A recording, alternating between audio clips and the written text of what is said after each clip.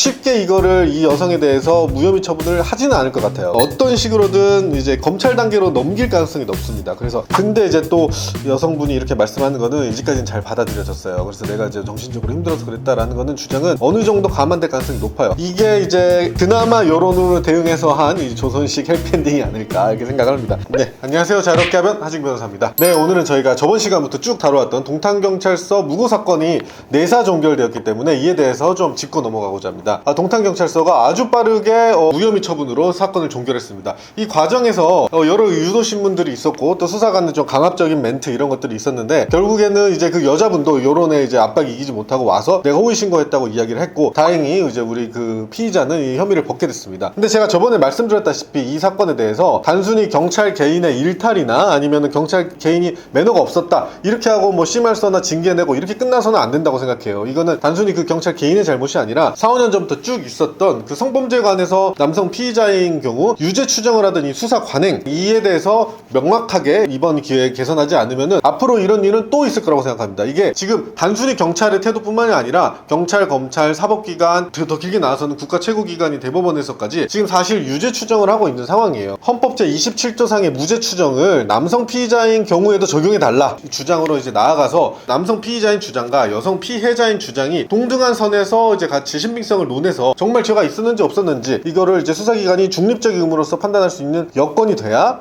이 사건이 최종적으로 이제 의의가 있다고 볼 수 있습니다. 이에 대해서 이제 어떤 한 변호사님은 동탄 경찰서장의 파명 서명 운동을 또 시작하셨다고 해요. 그래서 이제 파면 운동을 하고 있다고 하는데 저는 이렇게 본보기로 삼는다는 거 측면의 정도의 의의는 있다고 봅니다. 하지만 제가 누누이 말씀드렸다시피 이 수사 관행 그 다음에 이제 판례 태도 검찰 이렇게 쭉 이어져 있는 거에 대해서 본질적으로 다루는 걸 해야 된다고 봅니다. 현재 경찰의 태도는 이제 이 여성에 대해서 무고죄를 할지 말지 이걸 좀 고민 중이라고 해요.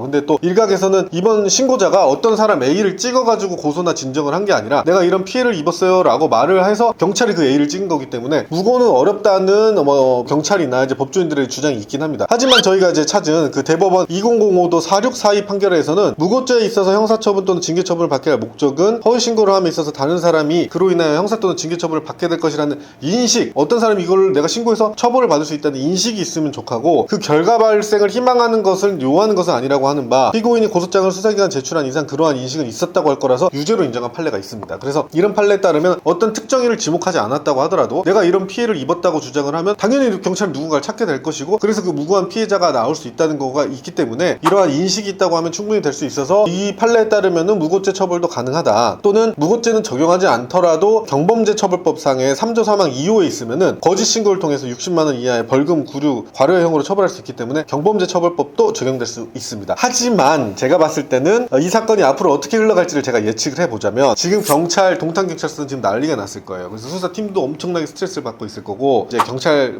서장님뿐만 아니라 이제 과거에 자신의 실적까지 모두가 의심받고 있는 거고 또 어떤 유튜버 같은 경우는 동탄경찰서에서 받은 피해를 이제 지금 제보를 받고 있거든요. 이런 사정을 감안해 봤을 때 경찰 입장에서는 쉽게 이거를 이 여성에 대해서 무혐의 처분을 하지는 않을 것 같아요. 어떤 식으로든 이제 검찰 단계로 넘길 가능성이 높습니다. 그래서 이게 수사가 허술하게든 간에 어떻든 간에 이제 수사를 해서 기존의 관행이나 이런 것들을 봤을 때 검찰당에서는 증거불충분 무혐의나 아니면은 기소유예 심해봤자 벌금형이 나올 가능성이 높아요. 약식기소 벌금형. 그래서 이 남성 같은 경우는 만약에 이게 죄가 인정됐다고 하면은 강제추행, 성적 목적 다중 이용장소 침입죄 이런 것들로 해서 징역까지 갈 수 있었는데 반대로 이 무고한 여성 같은 경우는 죄가 다 인정된다고 하더라도 제가 봤을 때는 심해봤자 약식기소 벌금형이 나올 가능성이 높다. 그래서 경찰은 여론의 압박으로 인해서 검찰로 수사를 토스하고 검찰은 이제 이 선에서 마무리할 가능성이 높다.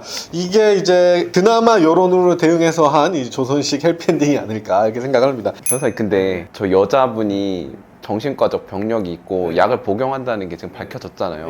그럼 그게 검찰로 넘어갔을 때 영향을 주나요? 그분이 자기가 정신이 이상해서 이런 걸 착각한 것 같다라고 주장을 하는 것 같아요. 원래 이제 요즘 성범죄 추세는 이제 남성 피의자가 내가 술 마셨다, 약에서 실수로 우울증이 그런 것 같다 이런 거는 하등 반영이 안 되고 오직 이제 가중을 위한 너가 지금 아직 정신 못 차렸네 이런 혐의로만 이제 인정이 되거든요.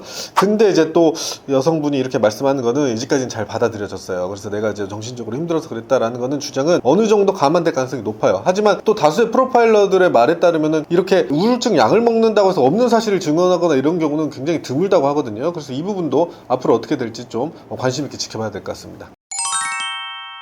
따라서 지금 이 신고 여성이 끝까지 제대로 된 처벌을 받을 수 있느냐 마느냐는 거는 이제 여러분들이 계속 여론의 이게 관심을 갖고 얼마나 지속하느냐에 따라 달려있고, 통상적인 수준에서 오늘날까지 이르는 이 해피엔딩의 스토리로 보자면은 경찰은 검찰로 넘기는 넘기나 여기까지 안 넘기면 저 진짜 충격받을 것 같습니다.